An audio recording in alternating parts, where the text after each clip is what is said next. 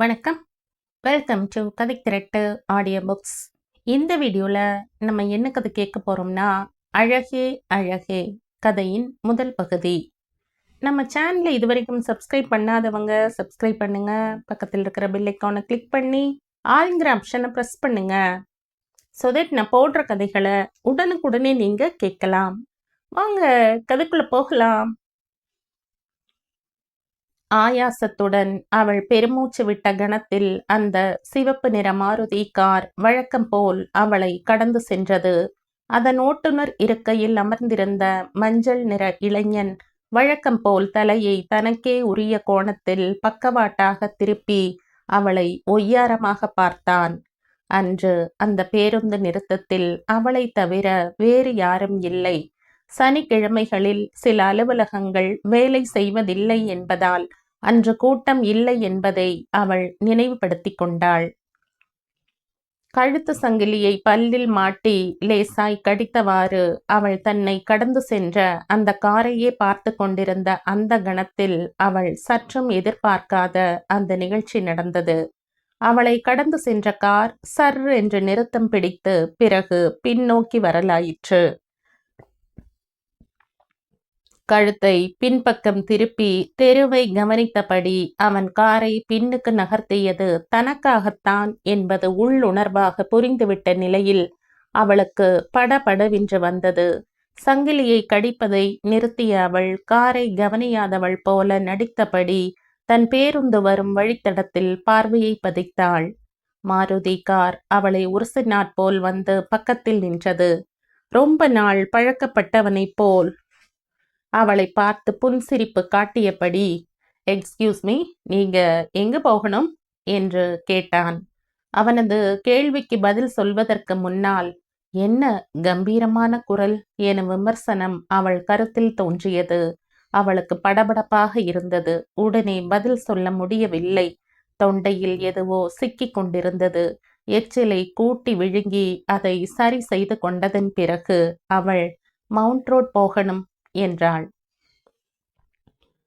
நான் எங்க போறதா இருந்தா உனக்கு என்னடா என்று பெரிதொரு சமயம் ஒருவனை கேட்டது மாதிரி இவனை கேட்க அவளுக்கு வாய் வரவில்லை. கடந்த ஒரு வாரமாய் காரில் தன்னை கடந்து செல்லும் போது கண்களால் சிரித்தபடி போகும் அவனை எதனாலோ அவளுக்கு மிகவும் பிடித்து போயிருந்ததுதான் காரணம் என்பதை சொல்ல வேண்டியதில்லை. முன்பின் தெரியாத தன்னை பார்த்து எங்கே போகணும் என்று கேட்டு உதவ நினைத்த அவனை ஒரு பொறுக்கியாகவும் அவளால் கணிக்க முடியவில்லை. அப்ப ஏறுங்க, நான் உங்களை மவுண்ட் ரோட்ல டிராப் பண்ணிடுறேன் என்ற அவன் அவளுடன் வெகுநாள் பழகிய நண்பன் போல் கட்டளையிட்ட போது அவளுக்கு தொண்டை வறண்டு போயிற்று. இவள் ஒருபோதும் என்னை தப்பாக எடுத்துக்கொள்ள மாட்டாள் என்கிற நம்பிக்கை அவன் குரல் ஒலித்த தினசில் துல்லியமாய் வெளிப்பட்டதை கவனித்து அவளுக்குள் வியப்பான வியப்பு கிளர்ந்தது. அவனது அழைப்பை மறுதலிக்க முடியாதவாறு எதுவோ அவளை கட்டி போட்டு விட்ட போதிலும் அவள் அதிலிருந்து உடனே விடுபட்டு, உங்களுக்கு எதுக்குங்க வீண் சிரமம் என்று சொல்லிவிட்டு தன் நெற்றியில் துளிர்த்திருந்த வேர்வையை கை குட்டையால் ஒற்றி துடைத்து கொண்டாள். அவளது ஆழமான பார்வை அவளது படபடப்பை அதிகமாக்கியது. அவள் சட்டென்று தன் பார்வையை அகற்றிக் கொண்டு பேருந்து வரும் திசையை பார்த்தாள். இவளது மறுதலிப்பை பொருட்படுத்தாமல், ப்ளீஸ் ஏறுங்க, இல்லாட்டி எனக்கு வருத்தமா இருக்கும் என்றவாறு அவன் காரின் பின்புற கதவை திறந்து விட்டான். மந்திர சக்தியால் இயக்கப்பட்டவள் போன்று காரின் பின் இருக்கையில் அவள் உடனே உட்கார்ந்து கொள்ள அழகான அந்த கார் சீறிக்கொண்டு பாய்ந்து புறப்பட்டது. என்னடா ஏதோ ரொம்பவும் பழகினவன் மாதிரி இவன் இப்படி வம்படிக்கிறானேன்னு தானே யோசிச்சுட்டு இருக்கீங்க என்ற கார் கண்ணாடியில் தெரிந்த அவளது முகத்து அழகை பருகியபடி அவன் வினவிய போது அவள் முகம் சிவந்து போயிற்று. அவளது படபடப்பு அடங்காதிருந்ததோடு முகத்தில் வேர்வை துளிர்த்து கொண்டே இருந்தது. முன்பின் அறிமுகம் இல்லாத ஓர் இளைஞன் விடுத்த அழைப்பை ஏற்று அவனுடன் தான் காரில் பயணித்து கொண்டிருப்பது சரிதானா என்கிற கேள்வி அவளை அலை கழித்து கொண்டிருந்தது. அவனது ஆழமான பார்வையை கார் கண்ணாடியிலேயே தானும் வெட்கத்துடன் எதிர்கொண்டபடி, அதெல்லாம் இல்லைங்க. ஆனாலும் நீங்க கூப்பிட்டதும் நான் கார்ல ஏறிக்கிட்டது அவ்வளவா நாகரீகம் இல்லையோன்னு தான் தோணுது என்று அவள் முனகலாய் சொல்லிவிட்டு தலையை கவிழ்த்து கொண்டதும் அவன் இரைச்சலாய் சிரித்தான். நீங்க ஏறி உட்கார்ந்துகிட்டது அநாகரிகம்னா நான் உங்களை கூப்பிட்டதும் அநாகரிகம் தானே என்று அவன் எதிர்கேள்வி கேட்டதும் அவளுக்கு திகைப்பாய் போயிற்று. ஒரு பெண்ணுக்கு உதவணுங்கிற எண்ணத்துல கூப்பிட்டீங்க. ஆனா அதுக்காக முன்ன பின்ன தெரியாதவங்க கார்ல நான் ஏறினா அது சரியாகுமா? தப்பு தானே? என்ன பத்தி தான் நீங்க என்ன நினைப்பீங்க? இப்போது அவன் மறுபடியும் வாய்விட்டு சிரித்தான். ஓ, அப்ப ஏறினத பத்தி உங்களுக்கு ஒன்றும் இது இல்ல. இவன் தன்னை பத்தி என்ன நினைப்பானோங்கிறது தான் அவங்க கவலையாயிடுச்சு இல்லையா? அவள் பதில் சொல்ல தெரியாமல் மௌனமாக இருந்தாள். அவன் தொடர்ந்து பேசினான். இப்ப காலம் ரொம்ப ரொம்ப மாறி போயிடுச்சு. இப்பெல்லாம் உங்கள மாதிரி பொண்ணுங்க எங்க மாதிரி கார்ல போற ஆசாமிகளை கைய காட்டி நிறுத்தி லிஃப்ட் கேக்குறாங்க. நீங்க என்னடான்னா நானே கூப்பிட்டதுக்கு இந்த பயப்படுறீங்க. நான் ஒன்னும் உங்களை கடிச்சு தின்னுட மாட்டேன். நான் ஒரு சுத்த சைவனாக்கும் முட்டை கூட சாப்பிட மாட்டேன். அவளுக்கு சிரிப்பு வந்தாலும் இவன் என்ன முதல் சந்திப்பிலேயே இந்த அளவுக்கு உரிமையாக பேசுகிறான் எனும் எண்ணம் வந்தது. கடிச்சு தின்னுட மாட்டேன் எனும் சொற்கள் விளைவித்த முகத்து சிவப்பில் அவள் மறுபடியும் பதில் சொல்லாதிருக்க நேர்ந்தது. என்ன பதிலையே காணோம்? என்ன இருந்தாலும் முதல் சந்திப்பிலேயே இப்படியா அதிக பிரசங்கித்தனமா பேசுறது அப்படின்னு தோணுதா என்று அவன் கேட்டதும் அவளுள் வியப்பு விளைந்தது. தனது வியப்பை மறைத்து கொள்ளாமல் தனது பார்வையை அவள் அவன் மீது செலுத்தியதும் அவன் இளநகை செய்து, என்ன பாக்குறீங்க? எனக்கு தாட் ரீடிங் தெரியுமாக்கும் என்றான் கண் சிமிட்டியவாறு. அவள் பதில் சொல்லாமல் தெருவில் பார்வையை ஓடவிட்டாள். அச்சமும் கலக்கமும் தயக்கமும் மகிழ்ச்சியும் என்று வகை வகையான உணர்ச்சிகளின் கொந்தளிப்பாய் காணப்பட்ட அவள் முகத்தை குறும்பாய் பார்த்தவாறு, என் பேர் என்ன? நான் எங்க வேலை செய்யற? இந்த விவரம் எல்லாம் உங்களுக்கு தெரிய வேண்டாமா என்று அவன் கேட்டான். அவள் வலுக்கட்டாயமாய் தோற்றுவித்து கொண்ட துணிச்சலுடன், என் பேரு என்னன்னு உங்களுக்கு மட்டும் தெரிய வேண்டாமா என்றாள். முதலாக அவள் முகத்தில் ஒரு பொன் சிரிப்பு தோன்றியது. அப்பாடா, ஒரு வழியா முகத்துல இப்பதான் லேசா சிரிப்பு வருது என்றவன் பிறகு, உங்க பேரு, நீங்க வேலை செய்யற இடம், நீங்க குடியிருக்கிற இடம், இதெல்லாம் எனக்கு ஏற்கனவே தெரியும். இல்லாட்டா நான் உங்களை கேட்டிருக்க கூடிய முதல் கேள்வியே உங்க பேர் என்னங்கிறதா தானே இருக்கும் என்று சிரித்தான். அவளது வியப்பு மேலும் அதிகமாயிற்று. அப்படின்னா என் பேரு ஏற்கனவே உங்களுக்கு தெரியுமா? எங்க சொல்லுங்க பாப்போம் என்றாள் ஒரு குழந்தை மாதிரி. அவன் சில நொடிகள் பேசாமல் இருந்த பிறகு, தினமணி என்றான். அவள் சிரித்து, என்னது தினமணியா? அது ஒரு தமிழ் நாளிதழோட பேருன்னா என்றாள். சரி, ஆனா தினமணின்னா என்ன அர்த்தம்னு தெரியுமா? சூரியன்னு அர்த்தம். உங்க பேரு சூர்யா தானே என்று கேட்டுவிட்டு அவன் தலையை திருப்பி அவளை ஒரு பார்வை பார்த்ததும் அவளது வியப்பு அதன் எல்லையை தொட்டது. அவளுடைய இளஞ்சிவப்பு உதடுகள் உடனே பிளந்து கொண்டன. அவற்றினிடையே பளிச்சிட்ட வெண் பற்களின் வரிசையை ரசித்தபடி, இப்ப ஒரு உண்மையை சொல்லட்டுமா மிஸ் சூர்யா என்று அவன் சன்ன குரலில் வினவினான். அவனது உள்ள கிடக்கையில் பாதிக்கு மேல் புரிந்து விட்டதில் அவளது படபடப்பு மேலும் அதிகரித்து நெஞ்சு கூட்டுக்குள் ஒரு கெடியாரத்தின் ஓசை அவளுக்கு கேட்கலாயிற்று. முகத்து சிவப்பை மறைத்து கொள்ள அவளுக்கு வழி தெரியவில்லை. தலையை மட்டும் உடனே தாழ்த்தி கொண்டு விட்டாள். இன்னைக்கு சாயங்காலம் உங்களை தனியா சந்திச்சு பேசுறதுக்கு ஒரு வாய்ப்பு தருவீங்களா மிஸ் சூர்யா? அவன் தன் ஆவல் ததும்பிய விழிகளை அவள் மீது கார் கண்ணாடி வழியாகவே பதித்துவிட்டு இமை கொட்டாமல் பார்த்து கொண்டிருந்தான். இன்னைக்கே வா, வீட்டுல தேடுவாங்களே. அட என்னங்க நீங்க, வழியா இல்ல? 2 மணி நேரம் பெர்மிஷன் போட்டுட்டு ஆபீஸை விட்டு கிளம்பிடுங்க. நான் காரை எடுத்துட்டு வரேன். 2 பேரும் பீச்சுக்கு போய் பேசிக்கிட்டு இருந்துட்டு போவோம், சரியா? காரை எடுத்துட்டு எங்க ஆபீஸுக்கெல்லாம் வராதீங்க. அவன் சிரித்தான். சரி, அப்போ ஒன்று பண்றேன். மவுண்ட் ரோடு போஸ்ட் ஆஃபீஸ் காம்பவுண்டுக்குள்ள சரியா 3 மணிக்கு என்னோட காரை கொண்டாந்து நிறுத்திடுறேன். உங்க ஆபீஸ்ல இருந்து 5 நிமிஷத்துல வந்துட மாட்டீங்க? அதையும் தெரிஞ்சு வச்சிட்டீங்களா? எதையும்? எங்க ஆபீஸ்ல இருந்து மவுண்ட் ரோடு போஸ்ட் ஆபீஸ் 5 நிமிஷம் நடைங்கிறத? அது மட்டுமா? உங்களுக்கு ஒரு தங்கை இருக்குது. அவ காலேஜ்ல படிக்கிறது. அப்பா படுத்த படுக்கையா இருக்கிறது. அப்புறம் உங்க அம்மாவை பத்தி நான் சொல்லலாமா?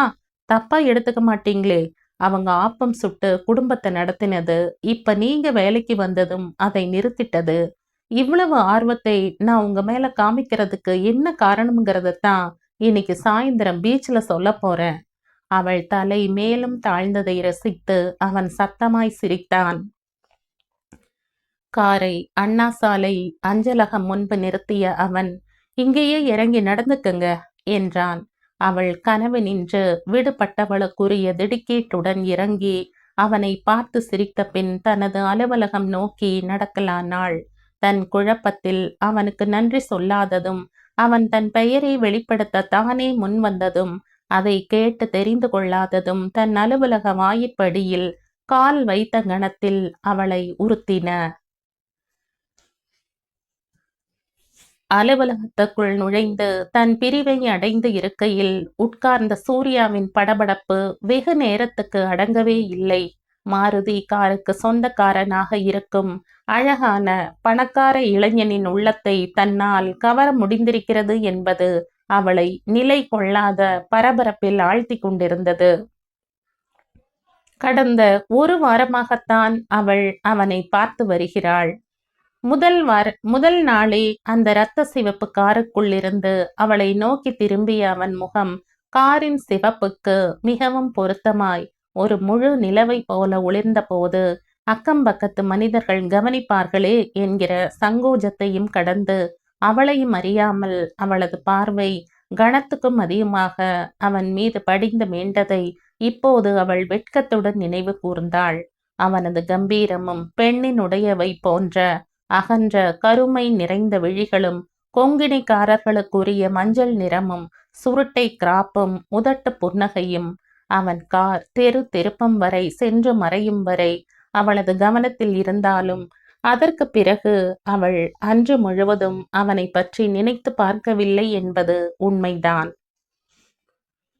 ஆனால் மறுநாளும் அந்த சிவப்பு நிற கார் அவளை கடந்தபோது அவன் தன் கழுத்தை திருப்பி அவளை பார்த்தான். அவனது செய்கையில் தன்னை பார்க்கும் ஆவலிலேயே அவன் அவ்வாறு செய்தான் என்பது புரிய அவளுள் ஒரு திகைப்பு ஏற்பட்டது. தான் ஒரு பேரழகியாக இருந்ததுதான் அதற்கு காரணம் என்று நினைத்து அவள் தனக்குள் சிரித்து கொண்டதோடு அவன் பால் அவளது மனது எதிரொலி நின்றது. ஆனால் அதற்கு அடுத்த நாளும் அவன் அவளை ஆழமாக நோக்கிய போது அவள் தன் தலையை தாழ்த்தி கொள்ள நேர்ந்தது.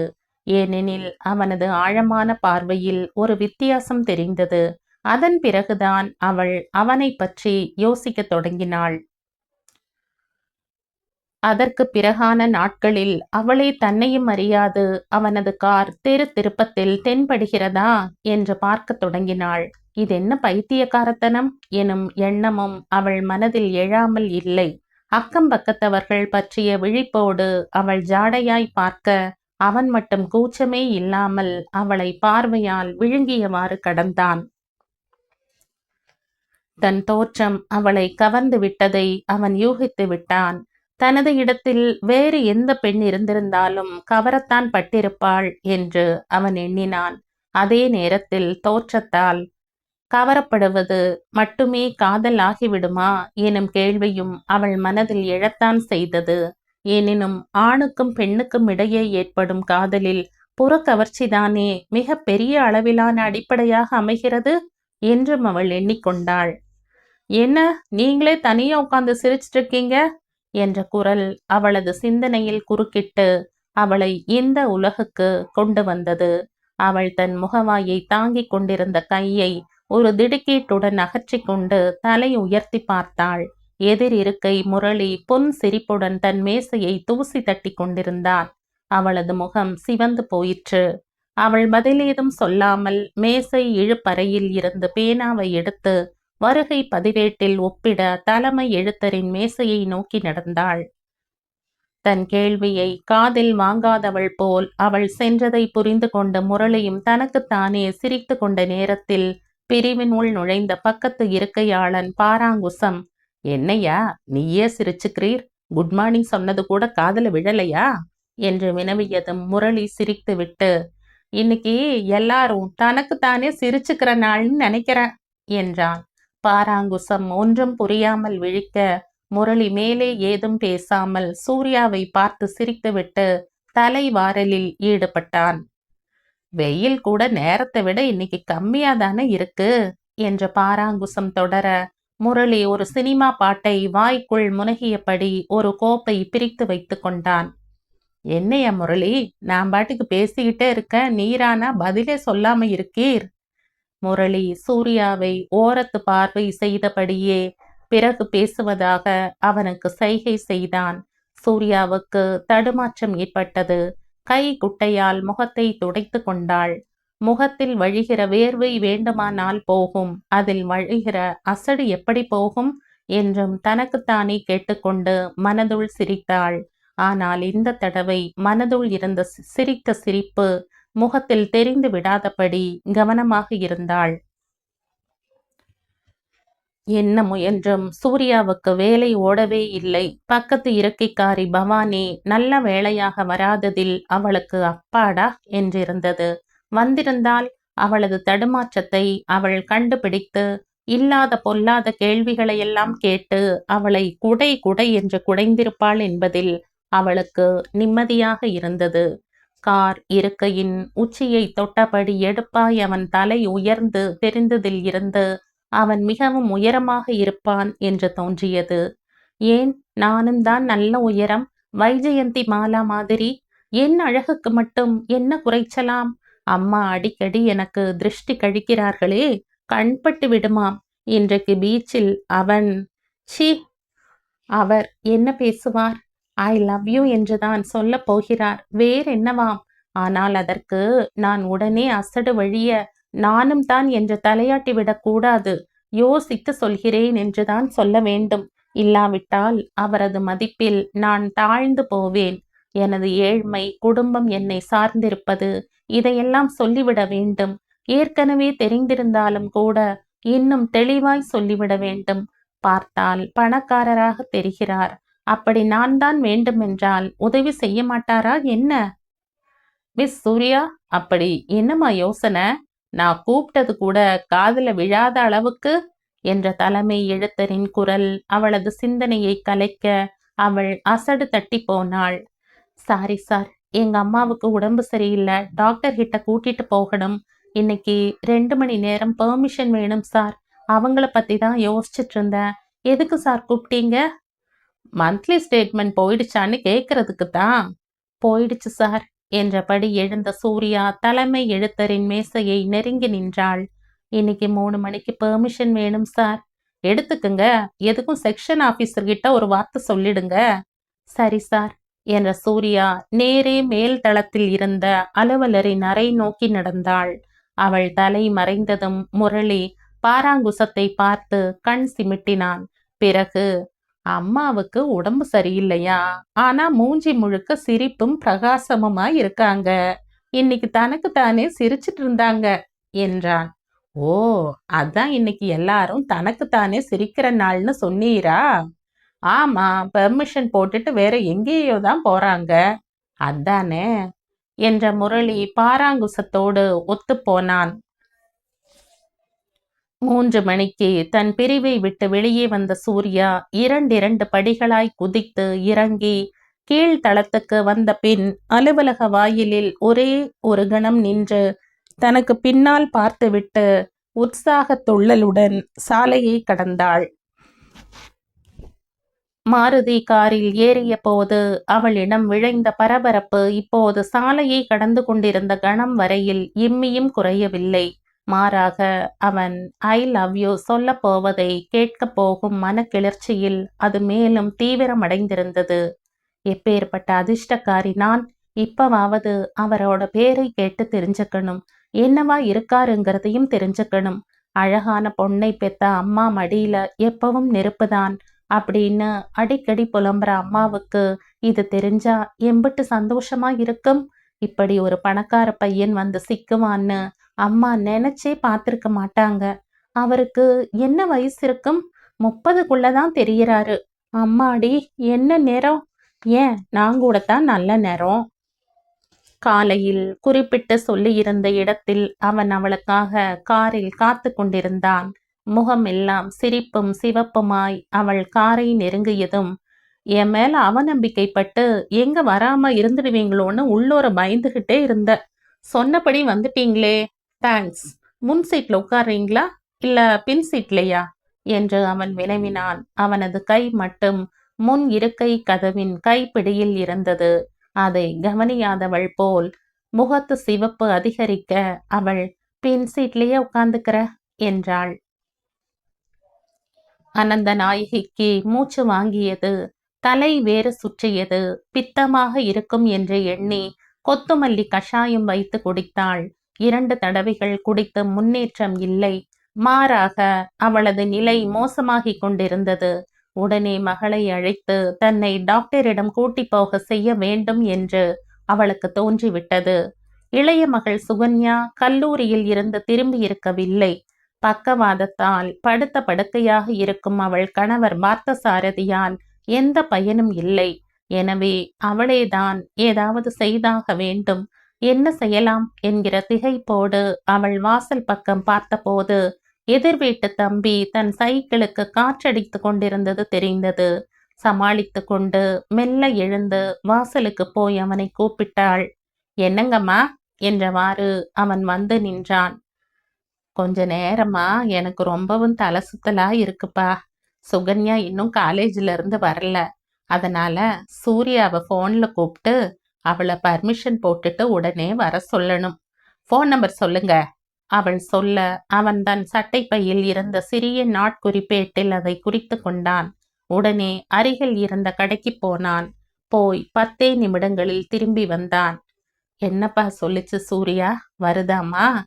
அக்கா இல்லம்மா, ஒரு 10 நிமிஷத்துக்கு முந்திதான் உங்களுக்கு உடம்பு சரியில்லைன்னு சொல்லிட்டு பர்மிஷன் போட்டுட்டு கிளம்பி போச்சாம். அநேகமா கொஞ்ச நேரத்துல வந்துடும் என்ற மாரியப்பனை அவள் யோசனையுடன் பார்த்தாள். காலையிலேயே உங்களுக்கு மேலுக்கு சுகம் இல்லையாமா? அக்கா பர்மிஷன் போட்டிருக்குதே. கணம் போல் திகைத்த பெண் ஆனந்த நாயகி, ஆமாப்பா, அதான் இப்ப எப்படி இருக்கோ ஏதோங்கிற கவலையில பர்மிஷன் போட்டு இருக்குது என்று கூறி சமாளித்தாள். மாரியப்பனுக்கு நன்றி கூறி அவனை அனுப்பி வைத்த பின் அவள் பலத்த சிந்தனையில் ஆழ்ந்தாள். காரணமின்றி அவளுள் ஒரு கலக்கம் தோன்றியது. அவள் காலை நீட்டிப்படுத்தாள். என்ன முயன்றும் கவலைப்படாதிருக்க முடியவில்லை. கண் கொள்ளா அழகும் கண்ணை பறிக்கிற தங்க நிறமும் ஒளி உமிழும் கண்களும் செழுமையான உடல் வளமும் கொண்ட சூர்யா வேலைக்கு போக தொடங்கியதில் இருந்தே அவள் வயிறு நெருப்பாய் கனஞ்சு கொண்டுதான் இருந்தது. சூர்யா பெர்மிஷன் போட்டுட்டு எங்க போயிருப்பா? எவளாச்சும் சிநேகித பொண்ணோட போயிருப்பாளோ? ஏன் அது சிநேகித பையனா கூட இருக்கலாம். யாரு கண்டது? இந்த காலத்து பொண்ணுங்களை நம்புறதுக்கே இல்ல. சூர்யா அடக்கமான பொண்ணுதான். ஆனா வயசுன்னு ஒண்ணு இருக்கே. வயசு வந்துட்டா ஆம்பளை பிள்ளைங்களுக்கும் சரி பொம்பளை பிள்ளைங்களுக்கும் சரி தப்பு பண்ற புத்தி தானே வரும். நான் கூட சின்ன வயசுல முன்ன பின்ன இருந்தவ தானே. சத்தம் போட்டு சிரிச்சா பாட்டி நறுக்குன்னு குட்டும். அதனால வீட்டுக்குள்ள சத்தம் போடாம சிரிச்சிட்டு வெளியே என் சிநேகித பொண்ணுங்களோட பாட்டியோட பாஷையில அடக்கமே இல்லாம சத்தம் போட்டு சிரிச்சிட்டு இருந்தவ தானே நானும். ஆனந்த நாயகிக்கு தன்னையும் அறியாமல் சிரிப்பு வந்தது. வயசு கோளாறு என்பது எல்லோருக்கும் பொதுவானதுதான். ஆனால் ஒரு தாய் என்னும் முறையில் மகள்களை பற்றிய கவலை வந்து விடுகிறது. அதிலும் மிதமிஞ்சிய அழகுள்ள பெண்ணை பற்றி ஒரு தாயால் எவ்வாறு கவலைப்படாமல் இருக்க முடியும் என்று அவள் தன்னை தானே வினவிக்கொண்டு பெருமூச்செறிந்தாள். எது எப்படியானாலும் இன்னும் 3 ஆண்டுகளுக்கு அவளது திருமணம் பற்றி நினைத்து பார்க்க முடியாது. கல்யாணத்துக்கு பணம் சேமித்தாக வேண்டும். குடும்பம் இருக்கிற இருப்பில் சூர்யா பாட்டுக்கு காதல் ஊதல் என்று உளறி கொண்டு வந்து நின்றால் குடும்பமே நாறிப்போகும். ஒரு மகளை பார்த்து இன்னும் 3 ஆண்டுகளுக்கு உனக்கு திருமணம் கிடையாது என்று ஒரு தாய் சொல்வது அநாகரிகம்தான். ஆனாலும் எல்லா நாகரிகங்களையும் துரத்தி அடிக்கிற வலிமை இந்த வயிற்றுக்கு இருக்கிறதே. அனந்த நாயகி பெருமூச்சு விட்டபடி வாசல் பக்கம் பார்வையை பதித்தாள்.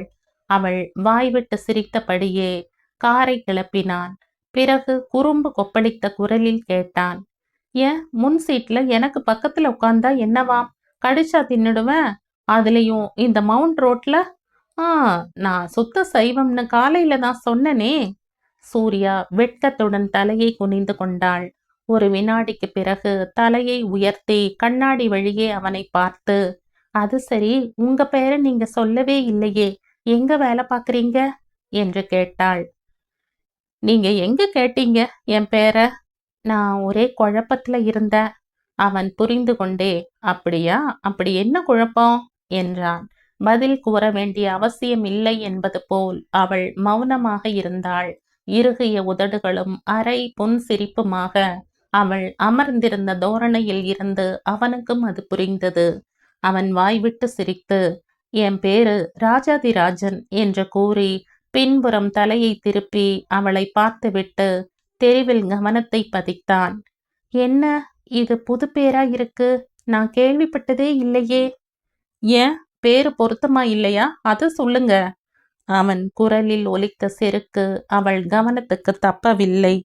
நியாயமான கர்வம் தானே என்று எண்ணி அவனது செருக்கை மன்னித்து விட்ட அவள், பொருத்தமாத்தான் இருக்கு, ஆனா சும்மாவானும் ஒரு பொய் பெயரை சொல்லி என்னை சீன்றீங்களோனும் தோணுது என்றாள். உடனே அவன் இயக்கு கருவி ஸ்டீரிங்கில் இருந்து ஒரு கையை மட்டும் அகற்றிக் கொண்டு அதனால் தன் சட்டை பையில் இருந்து தனது முகவரி அட்டையை எடுத்து பின்புறமாக நீட்டினான். அவள் கை நீட்டி அதை பெற்றுக்கொண்டாள். அப்போது அவன் விரல்கள் தேவைக்கு மேல் நீண்டு அவள் விரல்களை தீண்டியதை தற்செயலாக அவளால் எடுத்துக்கொள்ள முடியவில்லை. ஆனாலும் அவன் மீது அவளுக்கு கோபம் வரவில்லை. எனினும் ஒரு தடுமாற்றம் மட்டும் ஏற்படாமல் இல்லை. அவள் விரல்கள் சற்றே ஆடிவிட்டன.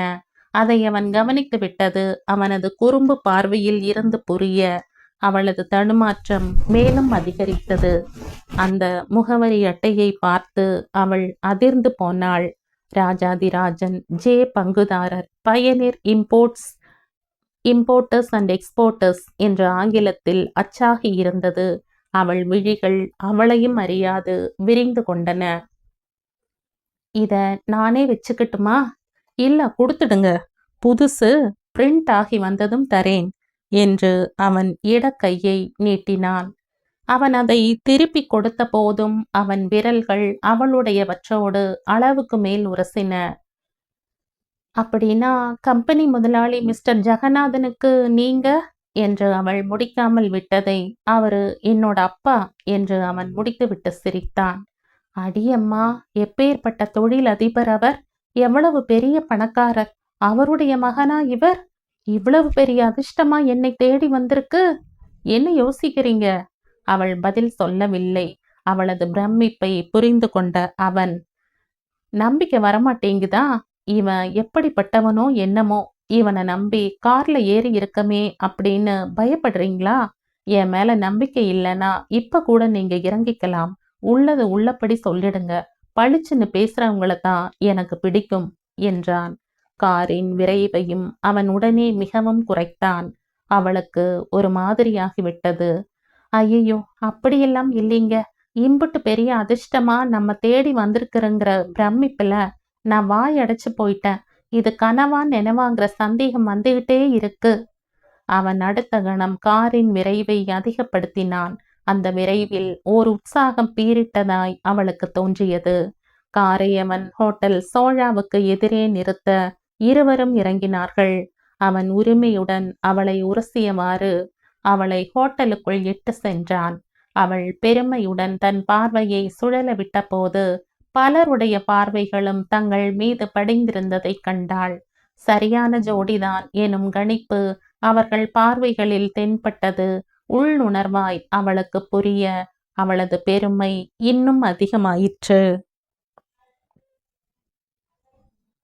இந்த கதையின் தொடர்ச்சியை அடுத்த பதிவில் கேட்கலாம். நன்றி.